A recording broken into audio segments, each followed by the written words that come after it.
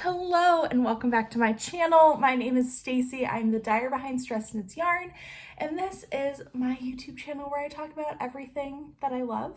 I can talk about knitting and hand dyeing, which is what it is mostly, but I also dabble in climbing and gardening and houseplants and anything that really tickles my fancy at that moment.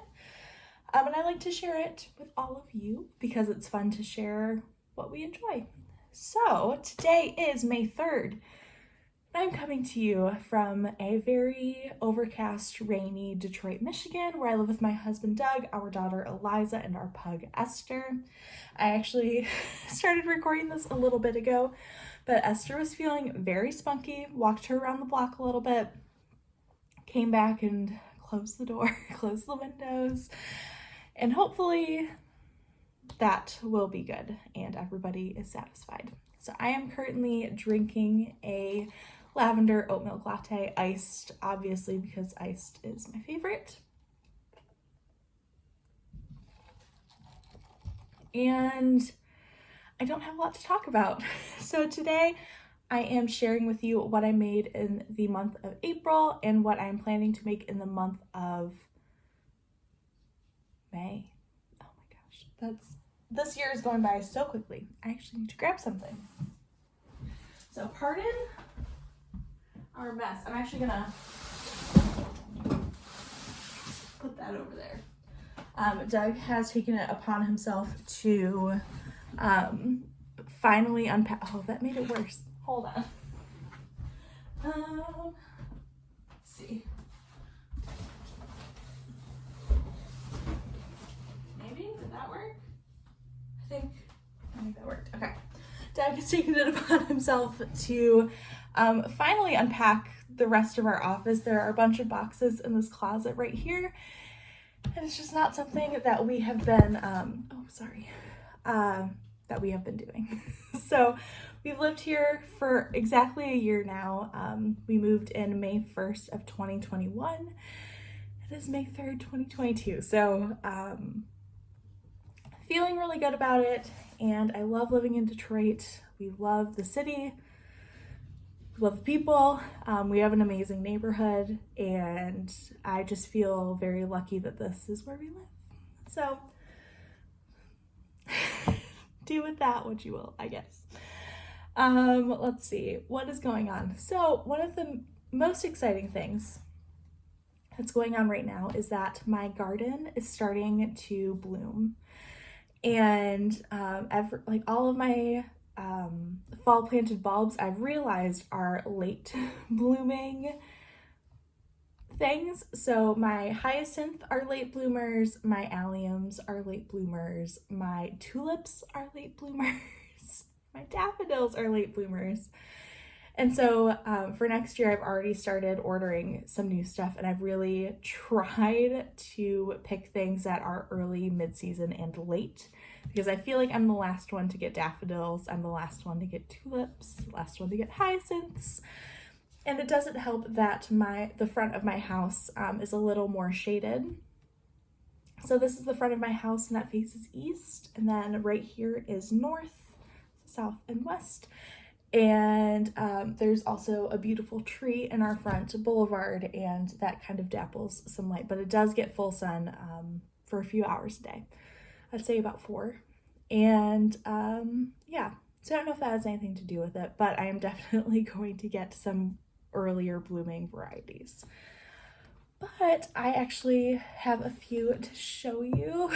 I actually specifically plucked 2 of these, because daffodils you don't need to cut, you just take it all the way down to the base and pull up and the flowers will pop out. But one of them, I was walking outside today and I saw that it was broken, so I just plucked it and brought it inside for myself.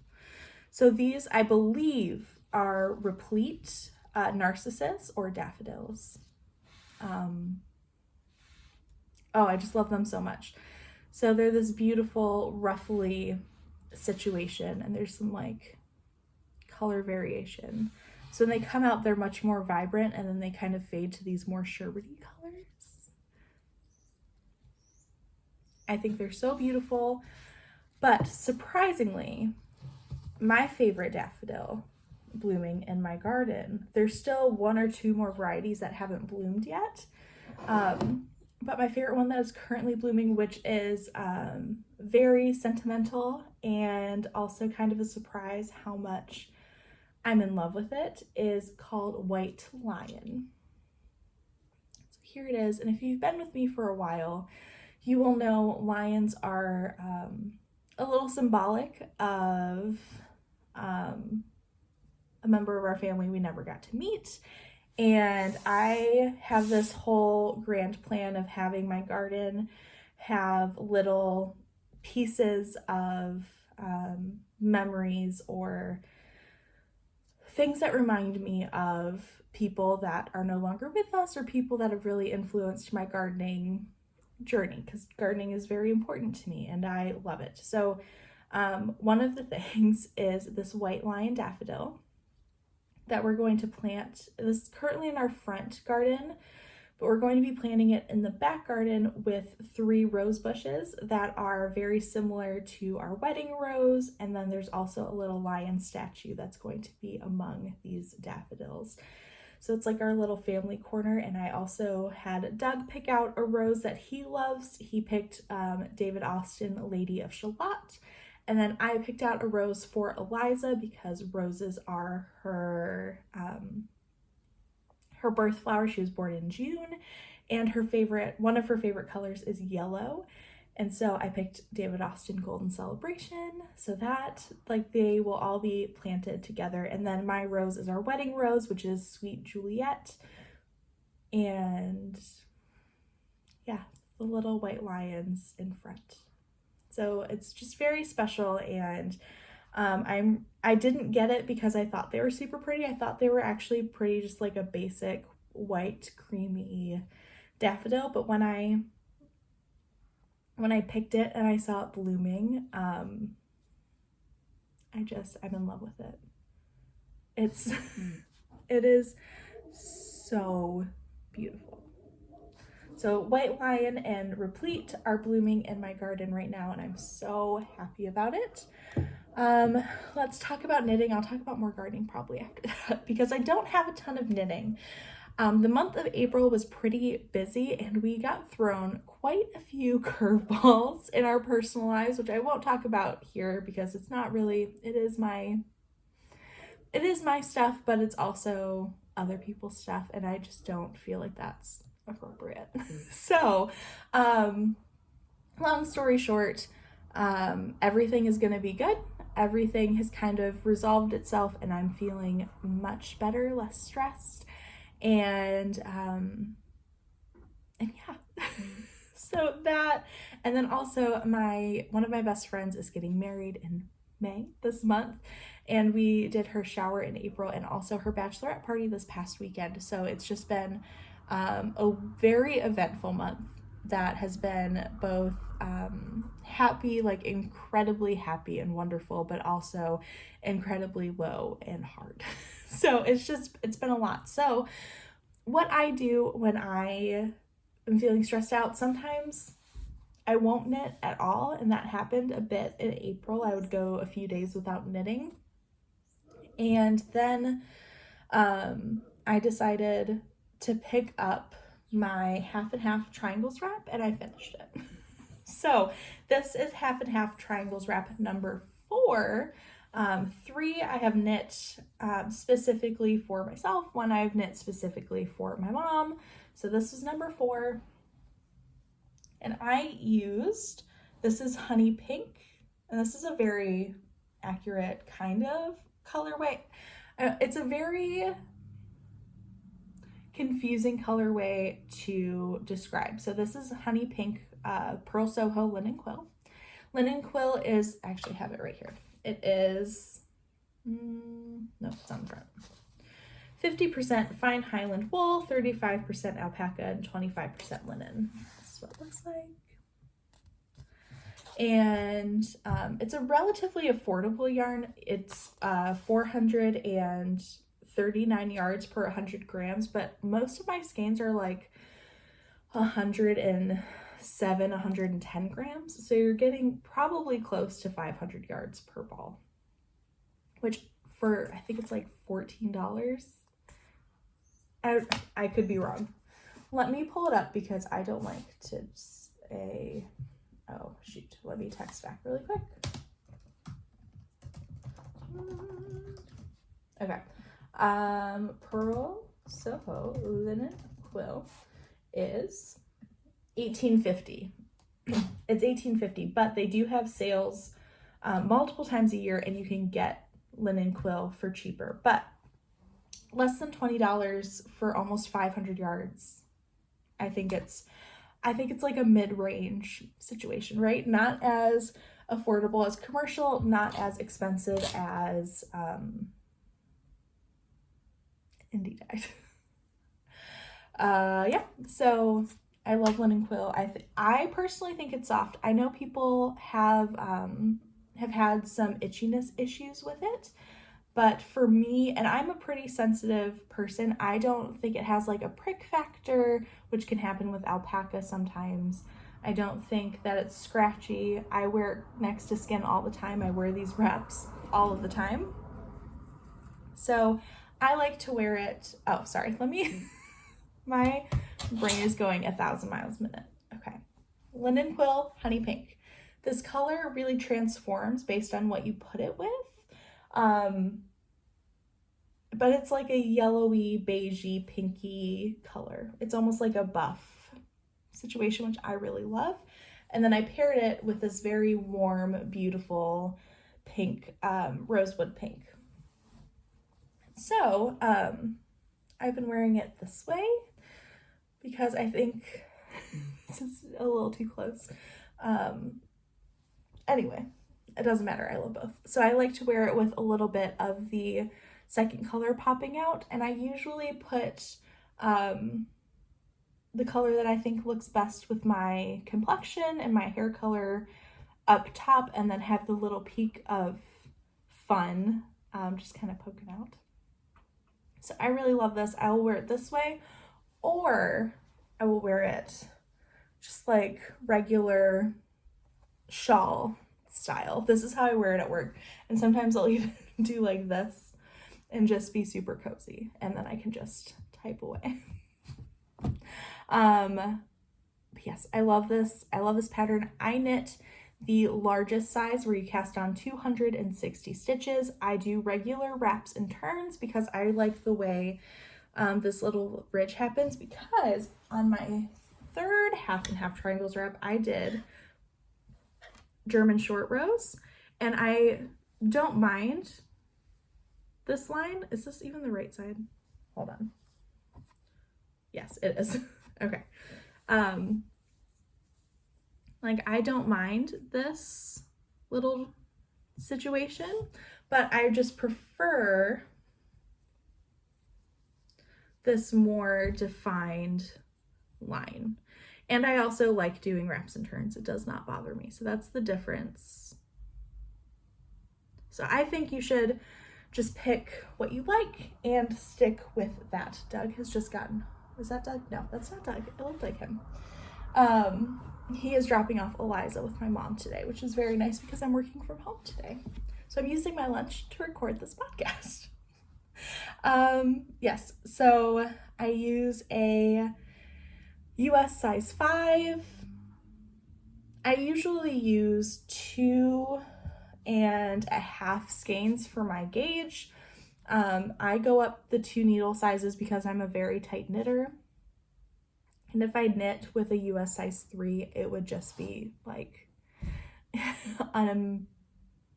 do you ever go to say a word and then you realize you've never said it out loud and you don't think you can say that word? Because that's what just happened to my brain. Unimpenetrable? That's not a word. But if you know the word I'm talking about, you know the word I'm talking about, but it would be very hard to break through. I don't know why I picked that word. Never said that word out loud in my life, and it hurt my mouth brain. Okay, so that is the half and half triangles wrap, and because I've been very stressed and because I have been just really wanting to lean into comfort knitting, which is kind of why I knit anyway. That's why I'm called Stress Knits. I knit when I'm stressed. It is something to do that is productive with my hands. It is something to do that, especially when I'm just knitting back and forth, I don't have to think a lot, but I'm still being productive and I'm relaxing, and it's what I like to do. I like stress knitting. It helped me in college. It's helped me in real life, and the half and half triangles wrap is now the pattern that I really lean to in times of comfort. When I need times of comfort, in times of stress is what I meant. So I finished one. You know what that means. I cast on my 5th half and half triangles wrap. And I don't know about you, but I am currently obsessed with the purple and yellow combinations. I love it. I love the gold with the lavender. I love it all. It's so good. It's beautiful. And obviously they look good together because they're across on the color wheel. I think they're across on the color wheel.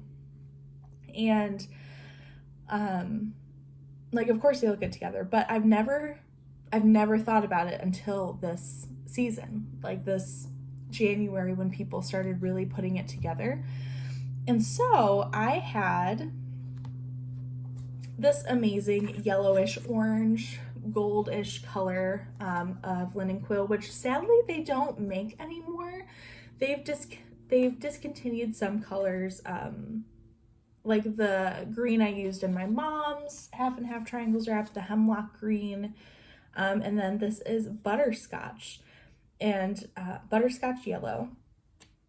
I do know that some people have it on D-Stash and Ravelry right now, but the wonderful Caitlin of Caddy Jacks actually found someone who was willing to sell theirs to me, and she hooked us up, and then I bought my 3 skeins from this woman who I am just so grateful for, because I really loved Jackie's second half and half wrap, which was the butterscotch with the pale mushroom. I don't know if it's let me just show you because it's really pretty, because I have a whole bunch of linen quill at my disposal, and it's fun to talk about colors. Okay, so this was Jackie's second, and I loved it, and my plan was to do this color combination at some point, but I already have 2 with pale mushroom in it, so I'm taking a break from pale mushroom. And then I had this idea because of Jackie again, who was, I'm just gonna get all of the yarn because I can. Okay, because Jackie is doing, hi Jackie, hi Caitlin, I love you. Okay, Jackie is doing this. This is lavender opal, I think. Yes, lavender opal and mustard seed. And this is her next one. And I was like, you know what? I really like that. I really like that. It's very beautiful. I think I'm going to do the same. And so I bought some lavender opal. I already had the mustard seed.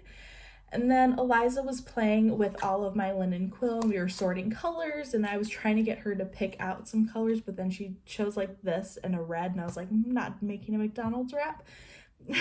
So we were just playing with a bunch of colors, and I saw this near this, and I fell in love. But I'm not sold because I also still love this. So I haven't decided which way I'm going. I'm leaning towards the butterscotch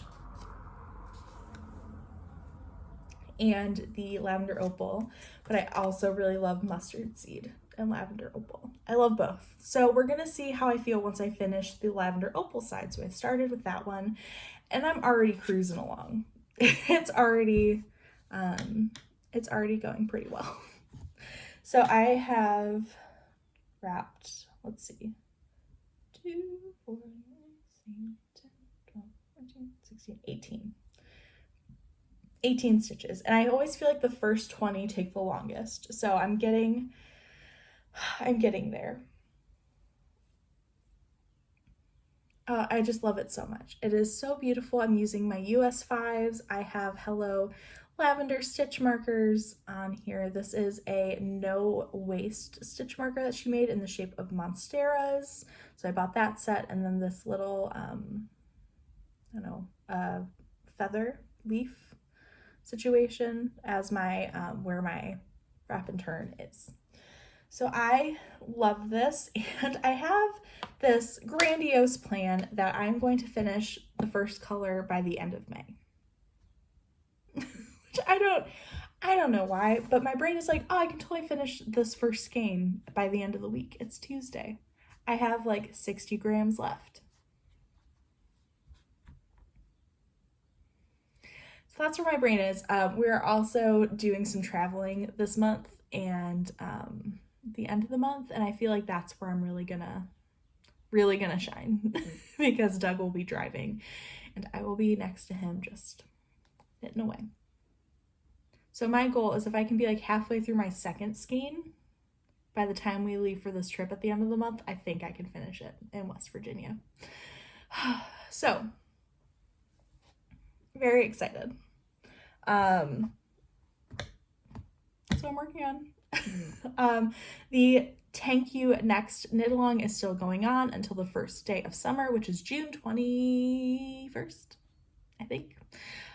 So you still have like a month and a half to cast on some tank tops. I'm still working on my outline tank. I have not knit a ton on it. This is my eucalyptus colorway. This outline tank by Jessie Made Designs. I'm knitting the large or extra large, something along those lines, and I'm using sport weight to get gauge.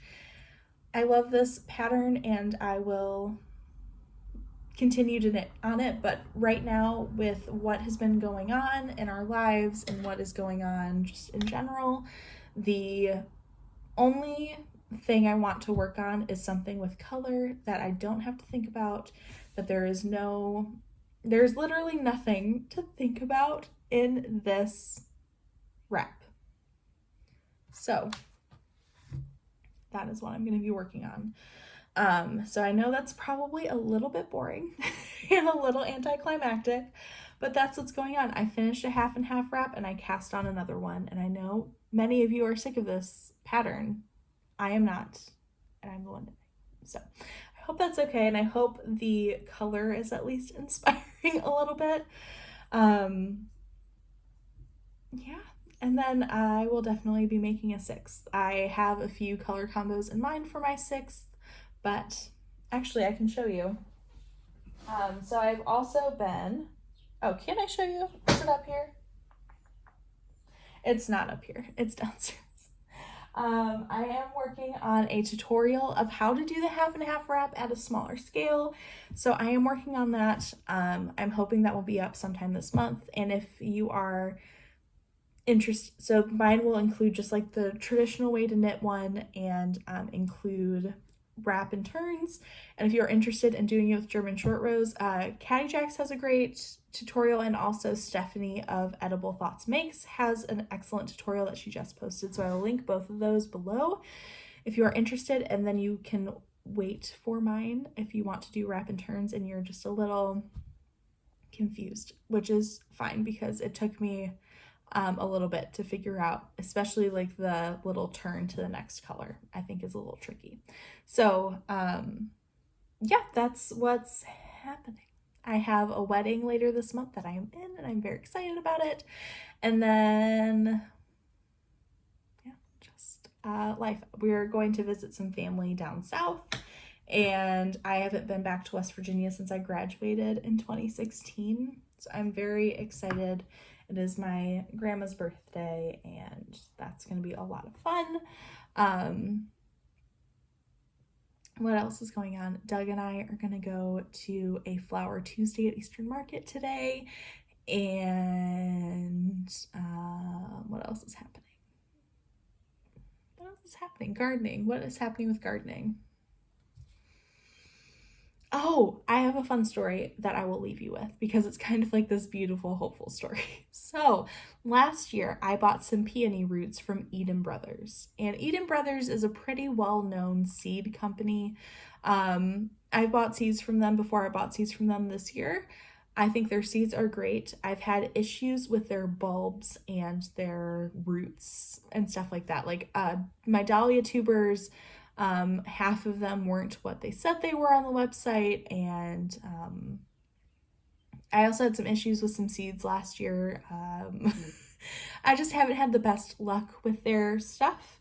But before I knew all of this, I bought a bag of peony roots, and it was like the coral sunset mix or something like that. And it had corals and pinks, and it was beautiful. I was like, oh yeah, peonies, this is great. I'll do root from roots, and then in a few years, I'll have beautiful blooms every spring. So I planted them in pots last year because I don't have a garden space yet. That is what we're working on right now. And so I planted them in pots. I read how to do it and all that stuff, and not a single one of the roots produced a leaf. Nothing. There was nothing that growing on them. So at the end of the season, I pulled them out. They weren't rotted, but there weren't even roots. And I was like, okay, well, all right, fine. I have these fabric grow bags that I am planning to use for potatoes this year. And I ran out of compost bags because the city of Detroit, to leave out like city collected compost, they have to be in paper bags. You can't do like a garbage can or whatever, because that's what we did at our old house, or where we were renting, not our house. That's what I did growing up, and but here we have to have bags, and we ran out of bags when I was cleaning out everything, and I was cleaning out all of my pots to put away in the shed for winter because terracotta can crack in really freezing temperatures, which is what we get in Michigan. So I cleaned everything out, but then we got this big snow, and I just like didn't mess with my compost. I was like, maybe stuff will break down and maybe it'll be good, and it did, which is interesting, but not this bag. This bag, which was full of like leaves and plant material, was sitting in the middle of my cupboard. I covered it with like this tarp, little makeshift garden that we made last year. And I was taking off the cover and like starting to weed and clear out that section. And I looked in the bag because I was like dumping it out into a compost bag. And I was like, something's growing. Lo and behold, 2 peony roots have emerged. Two have emerged. And I am thrilled. I have no idea what they are, and I'm so happy because I almost bought some more peonies this past weekend. I love peonies, and I'm a little impatient about getting blooms. My peonies probably won't be, they won't be fully established until 3 years. And I might get a bloom or two in the next 2 years. It's a long game with peonies. And I'm a little spoiled with my English roses, who all bloomed prolifically last year. But I looked at them and I was like, wow. So I got them out and I cleaned them up and I potted them next to my other potted peonies. And everything is growing. Everything has growth. I'm just really excited. I can't believe that they're growing, and it's right up there with I have a piece of my grandma Elstone's, my dad's mom's peony, who is a big gardener, and I think of peonies when I think of her, which is one of the the plants that I'm planting in her memory. And so I have a piece of her peony, and I put it in the ground before the frost because I was worried it wouldn't overwinter in a container. And I was really worried about losing it because this is my grandmother's peony bush. Like it is a part of my grandma. This is something she cared for and loved, and I miss her dearly, and just not, I don't know, like I could not let anything happen to this. We had a very wet winter and we have very clay soil, and I looked at it and I was like, this thing is dead. It's totally dead. I was like, I'm gonna dig it up and just kind of see what's going on under the hood. And I dug it up, and there were some roots that looked beautiful. There were white roots, and there was growth. And I was like, so excited. So like my grandma's peony, these other miracle peonies, and then the ones that I bought, the other peony roots that I bought. So I'm just really excited to have, I think it's like 5 peony bushes. I'm just really excited about it. The other things that I'm super excited to see bloom are all of my roses for their second year, and also some that I got this year for their first year. I love roses. I'm waiting with bated breath to see what will be the first to bloom in the next few weeks, because we're mid-May is usually around the time of the roses. So very excited about that. I'm also excited to see if any of my Dutch irises flower this year. That is the flower that I have in my garden in memory of my grandpa Shaver, my mom's dad, who was also a big gardener, and that is what I think of when I think of him and his garden. He loved his Dutch irises. He collected them, and I have a few of his as well. So it's very special. So I'm very excited to see those. Yeah, I'm excited to see my hydrangeas for their second year. They're all leafing out beautifully. I'm excited to see what happens with this. Yeah. Okay, so I think that's everything. I know this is probably a pretty boring, talky episode, and I don't know how many of you are interested in flowers or the half and half wrap. But for everyone watching, thank you so much for being here, and I will see you soon, hopefully with a tutorial, and then at the end of the month for what I made. Bye.